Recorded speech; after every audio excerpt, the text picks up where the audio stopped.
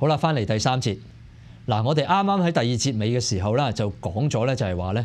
呢一個嘅時間同空間咧唔係絕對嘅，佢可以係相對嘅。幾時會係相對咧？就係當你如果係一件咧以接近光速行進嘅物件，一個好接近光速行進嘅時候咧，你睇到嘅呢一啲咁嘅事件喺呢一個空間喺呢一個時間發生咧，就同原先一個靜止系統嘅人所報出嚟嘅數咧會唔同嘅。所以話就係話呢一個樣嘢嘅呢一個事件發生嘅位置同埋呢一個時間咧，對於唔同嘅觀測者嚟講咧係有唔同嘅，係一個相對嘅概念嚟嘅。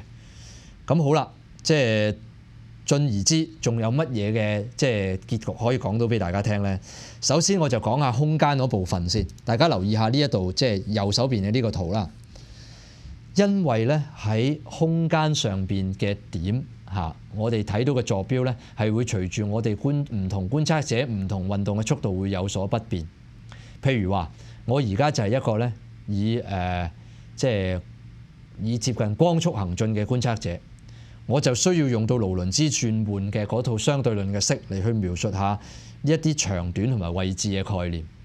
嗱，咁譬如話啦，喺空間上面嘅一支筆，我喺靜止嘅時候，我會睇到咧，佢個筆尖喺呢個坐標 A， 佢另外一個筆尖喺另外一個坐標叫 B， 所以由 A 同 B 兩個坐標嘅距離咧，我就話到俾我聽，呢支筆有幾長。好啦。當我而家咧就轉換成為以一個接近光速行進嘅時候，我會見到乜嘢嘢咧？呢個 A 唔再出現喺 A 呢點，佢就可能係褪咗去某一個前啲嘅點。呢個 B 亦都唔會再出現喺呢一點，佢可能咧亦都褪咗另外一點。但係你會發覺咧，原先嘅 A、B 兩點嘅距離，同我一個以接近光速行進嘅觀測者出嚟嘅另外一個新嘅 A、B 嗰兩點嘅距離咧，竟然係會有唔同咗。唔同嘅時候咧，仲會係出現咗就係話咧係會近咗嘅。咁講得明白啲就係話咧，如果以一個靜止觀測者嚟講，我喺呢度睇到呢支筆係10厘米咁長嘅話咧，如果我而家咧以一個接近光速嘅速度喺佢身邊劃過嚟望呢支筆嘅時候咧，我再用我自己嘅尺感去度佢咧，我就覺得佢冇10厘米咁長，而係短咗嘅。而且就係話我越接近光速咧，佢短得越緊要添。呢個就係由呢個相對論效應俾出嚟一個叫做 length contraction 嘅一個結果。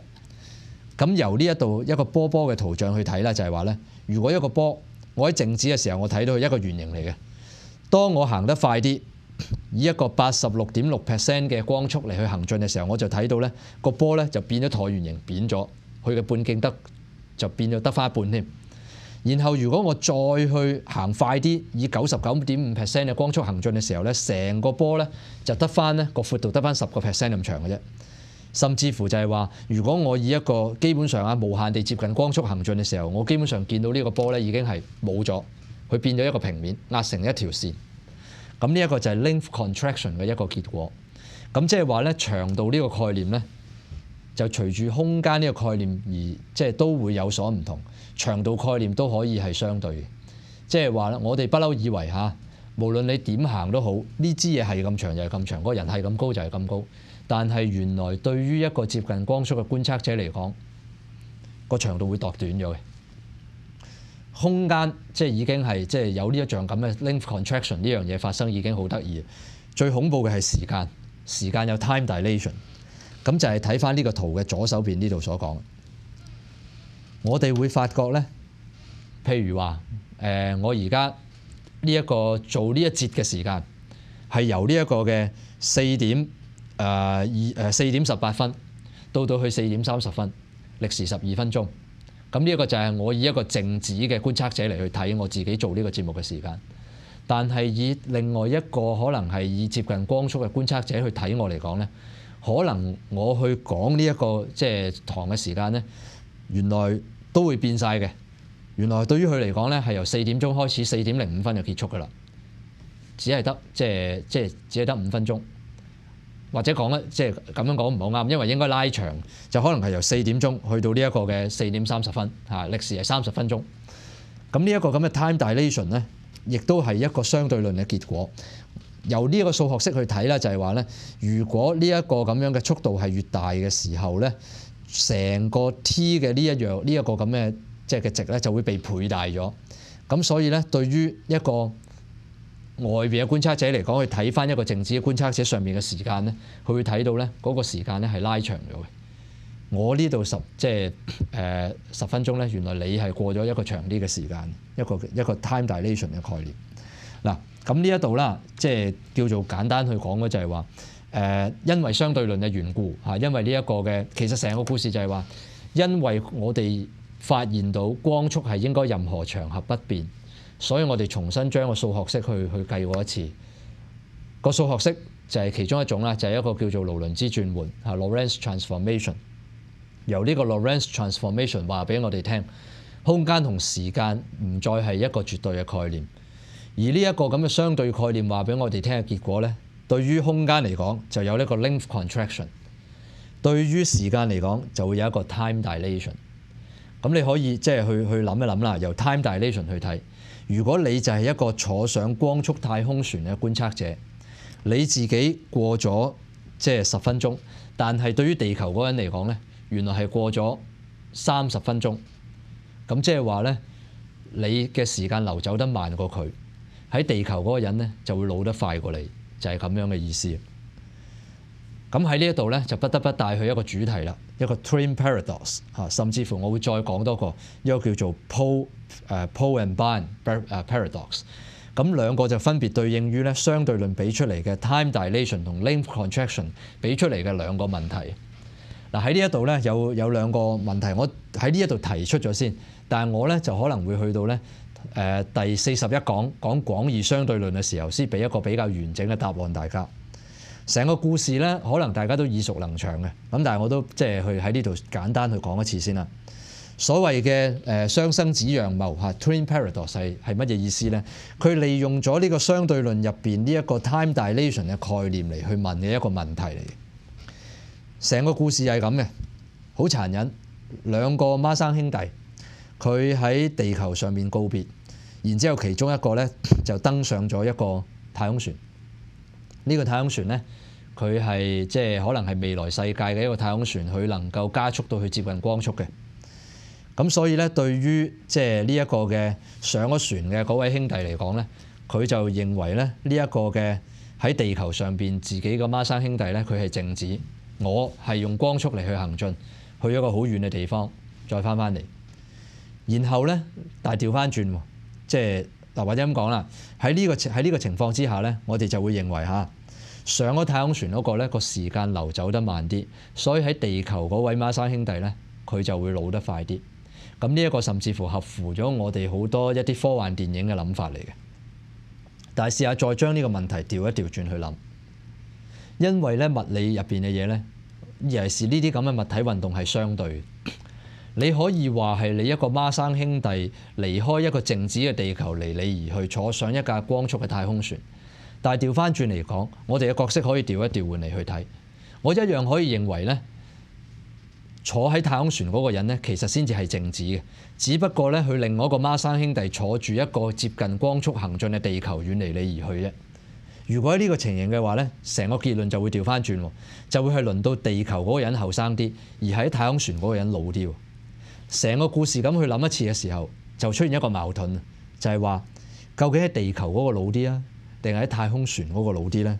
所以咧，隔離呢度咧就有個即係你睇到呢個圖像啦，就係話咧，如果照計傳統外科幻小説咧，我哋就會認為咧，呢一個嘅上咗太空船嗰個就後生啲，喺地球嗰個咧就會老得快啲。但係咧，如果我哋將個角色調換嚟去諗，我哋認為咧，地球係遠離太空船而去，太空船係靜止嘅話咧，我哋就會睇到太空船嗰個人係老得快啲，而地球嗰個咧就係後生啲。咁究竟實際結果應該係邊一個咧？咁嗱，好多嘅即係科普書好嘗試努力用狹義相對論，用好多嘅圖像同大家解釋呢個問題。但係我會話啦，即係都好難明下嘅，亦都唔係話即係可以三言兩語去講得清楚。但係我會話啦，即係預先講定一個嘅即係結局俾大家聽先。你要睇下大家中間邊個經歷咗加速或者減速。如果以地球嗰個人嚟講，地球就係不停地以一個你可以話以一個均速咁去前進去喺一個圓形軌道上面均速嘅行進。佢所謂嗰種加速度，你可以基本上唔好去理。但係如果呢個太空船佢中間曾經經歷咗一個好強烈嘅加速或者減速，佢跌過落黑洞，或者係曾經剎停個掣調翻轉頭再加速過嘅話咧，最後嘅結果就係話咧，曾經經歷過加速減速嗰個人咧，就一定會係老得慢啲嘅嗰一個人。而呢一樣嘢咧，係用狹義相對論咧，係唔能夠去好快去理解到嘅。咁我就會話啦，即係喺呢一度要簡單地預告咗俾即係呢個矛盾俾大家聽先。咁就係話咧，呢個 twin paradox 咧，其實係需要用到廣義相對論嚟去理解。你去識得即係去明白到會有一個人老咗，一個人後生咗咧，你就能夠初步去掌握到相對狹義相對論。但係當你能夠諗透咗點解會有呢一種咁樣嘅雙生子樣貌嘅時候咧，你就真係更加進一步去明白呢一個狹義相對論。但係如果你能夠識得解答翻呢個問題咧，你就係多多少少能夠掌握到廣義相對論。呢個就係我自己一個咁嘅預告先。喺再講落去之前咧，我再講多一個更加有趣嘅矛盾，我覺得係比一個嘅雙生子樣貌更有趣嘅矛盾嚟嘅。呢個就係 Paul and Barn 一個咁樣嘅一個嘅樣貌啊。成個故事係點嘅咧？就係咁嘅。你會見到咧有一條棍，條棍係2米，然之後咧有一間即係有一個貨倉，個貨倉1.6米。咁好簡單啦，我而家問一個問題：呢個貨倉能唔能夠裝得落支棍呢？咁我哋發覺得梗係唔得啦，因為咧呢一個棍嘅長度比個貨倉長度長，所以咧總係會有棍嘅有一端咧係突咗出嚟嘅。咁呢個係我哋嘅諗法。OK， 好啦，而家咧譬如話，因為相對論話俾我哋聽有 length contraction， 我哋咧就不如咁啦，我哋就企喺呢一個貨倉裏邊，呢一支棍咧就以一個接近光速嚟去行進。咁以我哋所知啦，如果咧佢行得足夠快嘅時候咧，我就會睇到佢咧支棍嘅速度應該會係即係支棍嘅長度應該會係短咗嘅。亦都即係話咧，以即係呢一個嘅觀察者嚟講咧，佢會睇到呢一支棍咧係會縮短咗。只要行得夠快嘅時候，呢支棍可能會縮短到一個地步咧，可以短過1.6米，去俾呢一個貨倉能夠裝得落。甚至乎呢個人去做一樣嘢，佢喺呢個貨倉嘅後邊咧開多道門，然之後咧我就企圖就係話，我去問下一個問題。嗱，如果咧喺平時嘅場合咧，呢支棍咧就一定會係即係一定要懟穿晒2道門嚇，因為呢個貨倉唔能夠裝得落呢支棍。我係冇辦法同時間閂門去將呢支棍裝入去裏邊嘅。但係而家如果呢支棍係以一個接近光速去行進嘅時候咧，似乎根據翻相對論嘅結果佢就會有機會縮短到個地步，短過我呢個貨倉。於是乎我就能夠同時間撳個掣，兩邊一落閘，將呢支棍喺某一個瞬間去 hold 住喺呢一個貨倉裏邊。咁呢一個咧就係我哋作為一個喺貨倉靜止觀察者嘅一個諗法。好啦，再將呢一個局面再調轉頭諗一次，同樣嘅速度，今次我係騎住呢支棍嚟去行進，我係騎喺呢支棍上面以一個高速嚟去行進。我睇到嘅就係個貨倉以一個極之接近光速嘅速度邁向緊我。根據翻呢一個 length contraction 嘅概念，今次唔係我支棍縮短，今次係個貨倉縮短。個貨倉原本已經唔夠裝我支棍㗎啦，但係個貨倉而家比1.6米縮得更加短。咁我肯定咧，我係知道咧，佢係冇可能，即係無論我行得幾快幾慢都好，總之就係冇可能會被同時間被呢一個貨倉一落閘將我鎖喺呢個貨倉裏邊嘅。嗱，咁喺呢度出現一個矛盾啦。對於一個喺貨倉嘅靜止觀察者，佢會認為嘅一個結論就係話咧，只要呢支棍行得足夠快嘅時候咧，我總係能夠咧同時間落閘將呢支棍鎖喺呢個貨倉裏邊。